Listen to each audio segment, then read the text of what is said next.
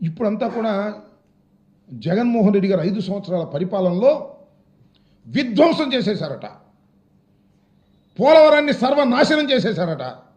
అప్పుడప్పుడు అంటున్నాడు కదా, రాష్ట్రంలో కూడా 14 లక్షల కోట్ల రూపాయలు అప్పు చేసి రాష్ట్రాన్ని సర్వనాశనం చేశారు అని.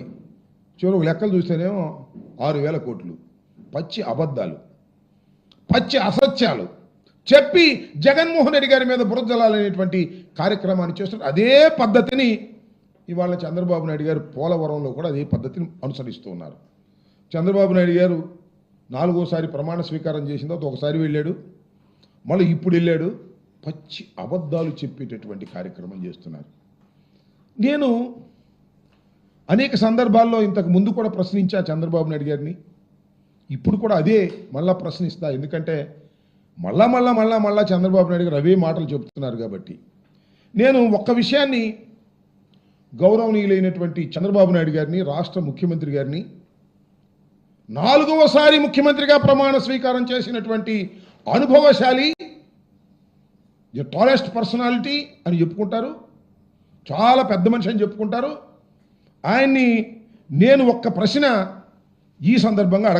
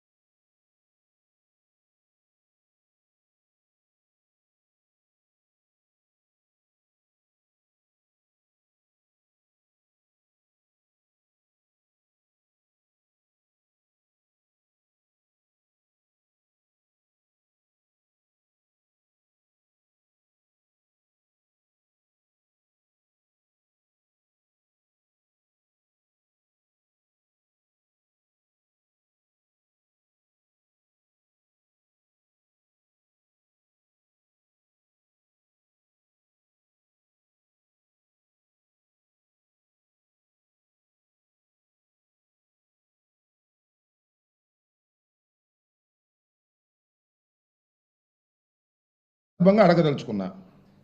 ఆయన ఏమంటారంటే, జగన్మోహన్ రెడ్డి గారంట 5 సంవత్సరాల అధికారంలో ఉన్నప్పుడు పోలవరం నిధులను రాష్ట్ర ప్రభుత్వానికి మరలించారట. ఈ మాట మాట్లాడుతున్నాడు. పెద్ద మనిషి, అబద్ధాల్లో చాలా పెద్ద మనిషి, నిజాల్లో నాకన్నా చిన్న మనిషి. ఎందుకు చెప్తున్నానంటే, పోలవరం ప్రాజెక్టుకు కేటాయించినటువంటి నిధులను జగన్మోహన్ రెడ్డి గారు డైవర్ట్ చేశారు అనేటువంటి మాట మాట్లాడుతున్నారు. అయ్యా చంద్రబాబు నాయుడు గారు, ఈ విషయాన్ని మీరు నిరూపిస్తే నీకు సెల్యూట్ చేస్తా. సెల్యూట్ కాదు, సాష్టాంగ ప్రమాణం చేసి నీకు దండం పెడతా. ఎందుకంటున్నానంటే, ఇంత ఘాటుగా అసలు చంద్రబాబు నాయుడు గారు ఈ ప్రాజెక్ట్ ఎందుకు తీసుకున్నాడండి నాకు అర్థం కాలేదు. ఈ ప్రాజెక్ట్ ఎవరు నిర్మించాలి? ప్లీజ్ ఆలోచించండి ఆంధ్ర రాష్ట్ర ప్రజానీకం. ఇది ఆంధ్ర రాష్ట్ర ప్రజల చిరకాల కోరిక. ఒక విధంగా చెప్పాలంటే స్వప్నం. రాజధాని స్వప్నం కాదు, అమరావతి స్వప్నం కాదు, కానీ పోలవరం ప్రాజెక్ట్ అనేది చిరకాల స్వప్నం. ఆ స్వప్నాన్ని ఈయనే తీర్చడానికి వచ్చినట్టుగా మాట్లాడతాడు. ఆయన ముఖ్యమంత్రిగా ఉన్నప్పుడు 10 సంవత్సరాలు 9 సంవత్సరాలు దీని గురించి ఆలోచించరా. రాజశేఖర రెడ్డి గారు వచ్చి ఫౌండేషన్ స్టోన్ వేసి అన్ని పర్మిషన్స్ తీసుకొస్తే ఇవాళ అది నా కలల పంట అని కోసేస్తాడు సొరకాయలు వెళ్ళే.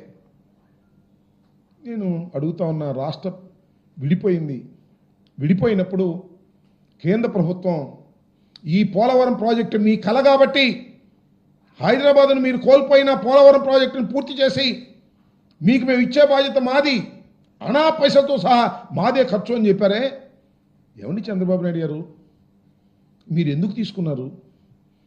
మీరు ఎందుకు కట్టాలనుకున్నారు? రాష్ట్ర ప్రభుత్వానికి ఏమి సంబంధం? కేంద్రం కదా కట్టవలసింది, ప్రతి పైసా కేంద్రమే కదా. నిర్వాసితులకు ఇచ్చేది R&R ప్యాకేజ్ కూడా కేంద్రమే కదా. మీరు ఎందుకు తీసుకున్నారు? 2016లో చంద్రబాబు నాయుడు గారు తీసుకున్నారు. ఎందుకు చెప్తున్నానంటే, ఫండ్స్ని మేము డైవర్ట్ చేసామని చెప్తున్న సందర్భంగా నేను చెప్పదలుచుకున్నా, ఇక్కడ అడగదలుచుకున్నా. అసలు ఏంటో షరతు తెలుసా? చంద్రబాబు నాయుడు గారు తీసుకున్న షరతు, ముందు రాష్ట్ర ప్రభుత్వం ఖర్చు పెట్టింది, వాళ్ళు రీఎంబర్స్మెంట్ ఇస్తారు. అంటే మనం ఒక 1000 కోట్లు ఖర్చు పెట్టామనుకోండి, ఈ 1000 కోట్లు కూడా లెక్క చూసి, అయ్యా మీరు ఖర్చు పెట్టి మన నిజమేను, మీ రాష్ట్ర ఖజానా నుంచి ఇదిగో ఈ 1000 కోట్లు తీసుకొని నేను ఇస్తారు. నేను అడుగుతా ఉన్నా, ముందు మనం ఖర్చు పెట్టిన తర్వాత, అర్థమవుతుందిగా మీ అందరికీ, ముందు మనం ఖర్చు పెట్టిన తర్వాత వాళ్ళు రీఎంబర్స్మెంట్ ఇస్తే డైవర్ట్ చేసే అవకాశం ఎక్కడుంది చెప్పండి? వాళ్ళు ముందు కేటాయిస్తే కదా డబ్బులు. అయ్యా మీ పోలవరం ప్రాజెక్టు 50,000 కోట్లు అవుతుంది, ఇదిగో ఈ 50,000 కోట్లు మీకు మేము ఇస్తున్నాం అంటే కదా మనం డైవర్ట్ చేసేది. ముందు మనం ఖర్చు పెడితే, ఎక్కడి నుంచి? రాష్ట్ర ఖజానా నుంచి ఖర్చు పెడితే, ఆ ఖర్చు పెట్టిన డబ్బును నిజంగా ఖర్చు పెట్టారా లేదా అని Polavaram project authority CWC check చేసి అప్పుడు మనకు డబ్బులు ఇస్తారు. ఎట్టా చంద్రబాబు నాయుడు గారు అసలు ఇట ఆ ఫండ్స్ని డైవర్ట్ చేయడానికి ఎక్కడ అవకాశం ఉంటుంది చెప్పండి? ముందు మనం ఖర్చు పెడితే వాళ్ళు డబ్బులు ఇస్తే అర్థం కావట్లేదా సామాన్యులకి? ఇలాంటి పచ్చి అబద్ధాలు ఇవాళ పోలవరం వెళ్ళి చెబుతున్నాడు చంద్రబాబు నాయుడు గారు. నేను ఆ రోజున అడిగా, ఈ రోజున అడుగుతున్నా, సమాధానం చెప్పేటటువంటి పెద్ద మనిషి కాదు ఆయన. సమాధానం చెప్పకోకుండా తప్పుకుపోయేటటువంటి అతి చిన్న మనిషిగా నేను భావిస్తున్నా. అదేమిటంటే, కేంద్రం నిర్మించవలసింది రాష్ట్రానికి ఏమి సంబంధం? ఒకటి. రెండో పాయింట్, ఇప్పుడండి మీరు కేంద్రం దగ్గర నుంచి ఒప్పించారు, మీరు 14లో అధికారంలోకి వచ్చారు, ప్రమాణం చేశారు, స్వీకారం తీసుకున్నారు, ముఖ్యమంత్రి అయ్యారు. ఎప్పుడు కేంద్ర ప్రభుత్వం అంగీకరించింది రాష్ట్ర ప్రభుత్వం అయ్యా నువ్వే కట్టుకోమని? 2016లో ఒప్పుకుంది. ఎందుకు ఒప్పుకుంది? నువ్వు వెళ్ళి బతినాడితే ఒప్పుకుంది, నువ్వు కాళ్ళ పడితే ఒప్పుకుంది. అయ్యా మేమే కట్టుకుంటాం సార్, డబ్బులు మీరివ్వండి, ముందు మేము డబ్బులు ఖర్చు పెడతాం రాష్ట్ర ప్రభుత్వం, తర్వాత మీరిద్దరు. ఎందుకు ఇవన్నీ?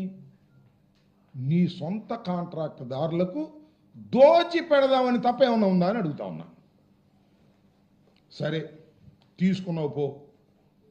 నేను ఇవాళ చెప్పదలుచుకున్నా, చంద్రబాబు నాయుడు గారు పదే పదే అసత్యాలు చెప్తున్నాడు కాబట్టి పోలవరం డ్యామ్ దగ్గరికి వెళ్ళి, ప్రాజెక్ట్ దగ్గరికి వెళ్ళి నేను అడుగుతా ఉన్నా, 2016లో తీసుకున్నప్పుడు ఏ రేట్ల మీద తీసుకుంటారండి? 2013, 14 రేట్లతో ప్రాజెక్టుని మేము పూర్తి చేస్తామని ఒప్పుకుంటారా? జ్ఞానం ఉన్నవాడు చేస్తాడా? సీనియర్ నాయకుడు చేస్తాడా? రాష్ట్ర ప్రజల యొక్క బాగోగులు కావాలనుకునే వాళ్ళు చేస్తారా? పోలవరం ప్రాజెక్టును శరవేగంతో ముందుకు తీసుకువెళ్ళాలనుకునే వాళ్ళు చేస్తారా? 16లో నువ్వు ప్రాజెక్టును మేము కడతామని ఒప్పందం చేసుకుంటూ 13, 14 రేట్లతోనే మేము పూర్తి చేస్తామని ఒప్పుకున్నామంటే ఏం ఇంట్రెస్ట్ నీకు? నీకు పోలవరం మీద ఇంట్రెస్టా? కాదు. పోలవరం కాంట్రాక్టర్ల మీద ఇంట్రెస్ట్, పోలవరం కాంట్రాక్టర్లకు ఇచ్చే కమిషన్ల మీద ఇంట్రెస్ట్. నేను మనవి చేస్తున్నా, చంద్రబాబు నాయుడు గారు అధికారంలోకి వచ్చిన తర్వాత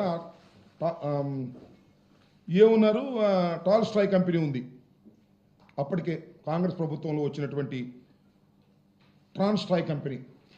వాళ్ళు ఏం చేశారంటే, చంద్రబాబు నాయుడు గారు అధికారంలోకి రాగానే వాళ్ళకి అర్జీ పెట్టుకున్నారు, అయ్యా 13, 16 వరకు వాళ్ళే చేశారు. అది స్లోగా నడిచింది, ఎందుకంటే విభజన వ్యవహారాలు ఇవన్నీ ఉన్నాయి కదా, రాష్ట్ర ప్రభుత్వం డబ్బులే రాజశేఖర రెడ్డి గారు పెట్టినటువంటి కార్యక్రమాల వల్ల నడిచినాయి. అప్పుడు ఏం చేశారంటే, వాళ్ళు మాకు ఈ రేట్లు కుదరలేదండి, మీరు 15, 16 రేట్లు ఇవ్వండి అని అడిగారు. ఒక అప్లికేషన్ పెట్టుకున్నారు. ఎవరు? ట్రాన్స్టాయ్ కంపెనీ.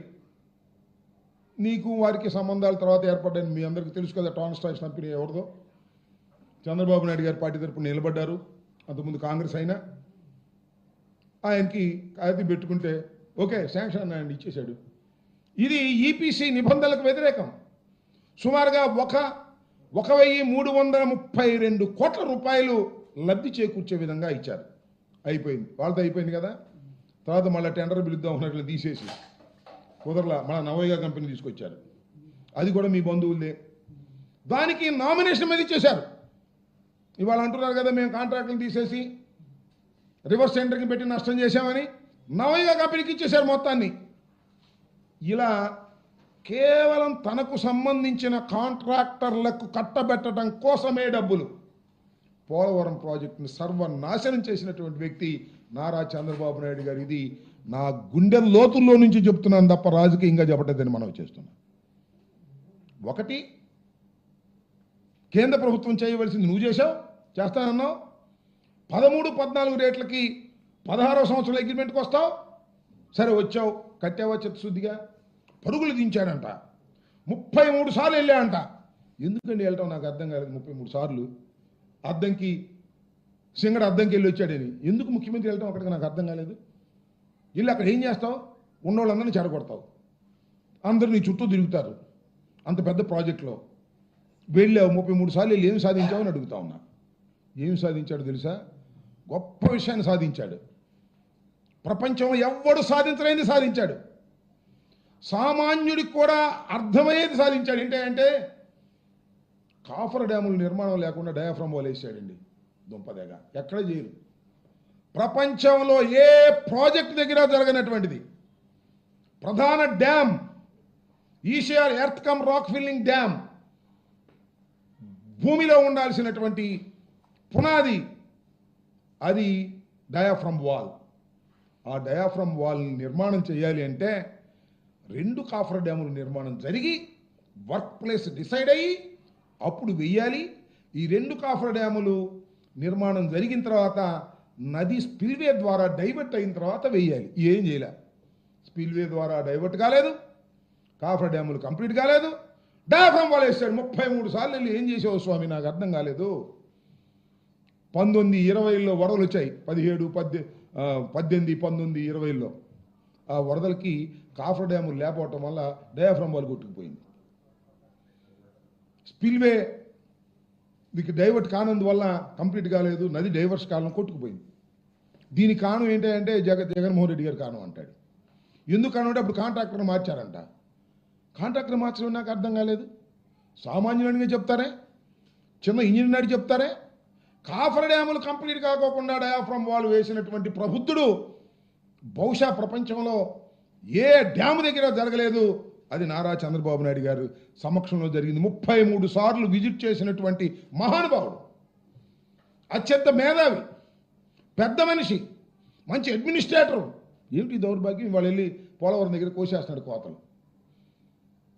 జగన్మోహన్ రెడ్డి గారు సర్వనాశనం చేశాడు, జగన్మోహన్ రెడ్డి గారు వాళ్ళే నాశనం అయిపోయింది అనేటువంటి మాట మాట్లాడుతూ ఉన్నాడు ఇవాళ చంద్రబాబు నాయుడు గారు. అంతేకాదు, నేను ఇక్కడ మనవి చేస్తున్నా, చంద్రబాబు నాయుడు